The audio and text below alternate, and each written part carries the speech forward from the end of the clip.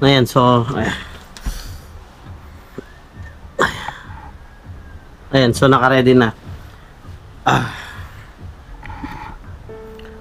Okay, so good morning, good day, magandang araw po sa inyo. Sa inyo lahat, sa mga giliw pong manonood.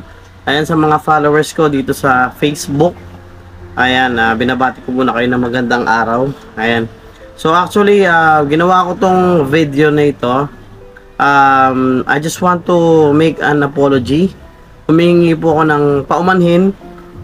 Ayan, sa isa sa malalaking channel dito sa Pilipinas.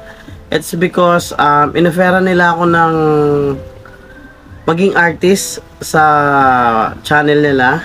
Ayan.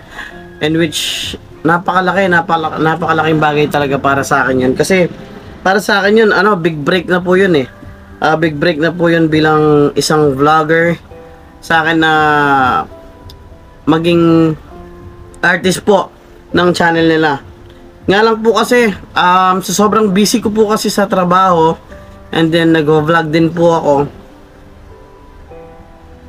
Grabe po kasi yung decision making. Hindi ko po tinanggap yung offer nila kasi nga kailangan ko po kasi yung daily income. Naiintindihan ko po na gusto po nila akong, natutuwa po sila sa mga videos ko. They find me interesting, tsaka funny. Ayan. Na-appreciate ko naman po yun dahil nakita po nila yung potential ko bilang artist. At ang sabi po is bibigyan po nila ako ng pansamantalang kontrata. At napakalaking break po sa akin to. Bilang isang vlogger at bilang isang ordinaryong tao. So nagpapasalamat. Di ko na po in-name drop po yung channel in which gagawa po dapat kami ng comedy, sitcom, parang pong ganun. Ayan, napakasaya ko po nung nalaman ko yung message. Kaso pinag-isipan ko po talaga ito dahil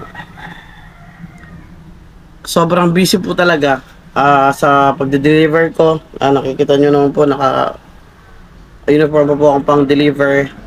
At nagde-daily nagde-daily vlog, pero hindi po ako nagde-daily upload kapag po may mga pagkakataon lang po, free time para makapag-upload.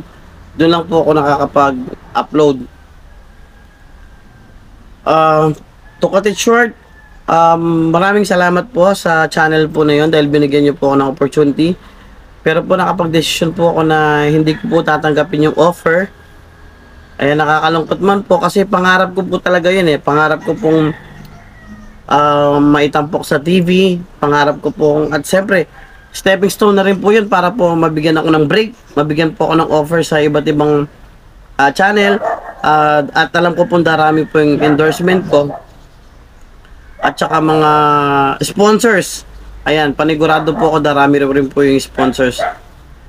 At siyempre, makikilala rin po yung page ko, na lumaki yung page ko.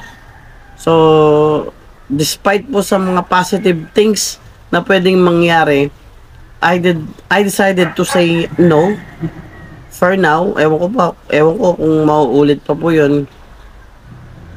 Yun po, nag-decide po ako talaga na tanggihan po yun. Sana po mapatawad nyo ako. I hope you accept my apology to say no to the offer. Kasi po talaga need ko po kasi talaga yung daily income. Ayan, para po sa family ko. Kahit po alam ko na mas malaki yung magiging Again, maraming salamat po.